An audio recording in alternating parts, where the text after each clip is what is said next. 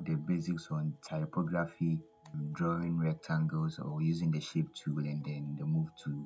We are going to work on our first project. I'm going to provide a link to the picture and then some of the fonts that we are going to use in the description for this video so that we can download and then practice. So let's move to file and then go to open. We are going to import the picture that we are going to use for the poster. Locate where you save the picture. So I have the picture opened here. We are going to create our first poster. As I said, you can see from the poster that we have some shapes, we have some text, and then we are going to use those shapes to create this poster. First of all, let's work on the shapes, right? So you go to the shape tool and then you select your rectangle tool and you draw your rectangle. Let's say this size, and after you are done drawing the rectangle, you select your move tool. So you can use the move tool to move it up or down.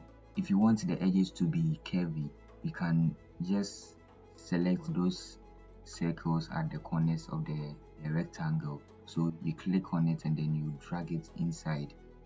Yeah, you can reduce the curviness of the edges, and then you can increase the curviness of the edges or the radius. As you are moving inside, the radius is going to increase. As you are moving outside, the radius is going to reduce. As simple as that. Let's move on to the text. We have to add our text. We go to the horizontal type icon. We type whatever. You can use anything. You can use anything that you want to use for the, but I'm going to use it is not over yet. It is not over yet. Press escape. So after typing, we want this to be in the middle of the rectangle. If you want to be really accurate about your alignment, yes, you can select this rectangle here and then you hold shift and then you select the type. When you check the layer, you can see that the text and then the rectangle are both selected. Just to be sure whether they are selected or not, you can see this panel here. We have middle alignment, left alignment, right alignment, and we want this to be in the middle. Just select the two and then go to the middle alignment, and then you have, it seems mine is pretty much in the middle, so you don't see any change here. But let's say this was shifted a bit to the right. I select this and then select the rectangle and then I click on the alignment. You can see that right now it's in the middle. I think everything is fine for the top part, and now let's move to the down part. In Photoshop, we do a lot of copy and paste. So I'm going to show you how we can copy this text and then change the colors to use it for the down part. You select the text and then you hold Alt, and then you can see that the arrow will change to kind of a double arrow, right? You drag and then you locate it to wherever you want your text to be at. So I've created a copy of the text very nicely. We can change the color to this color here.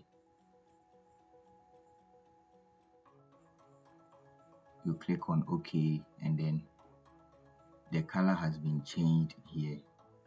Type in whatever you want to use. I'm going to use the sun shall soon shine, and then you can see that it's on one line. So if you want to make it a double line, you can click on wherever you want the second line to start from, and then you press enter. So you have two lines, and if yours is still on one line, then it means that we've not changed the space in between the two lines. So you can either increase or decrease them here.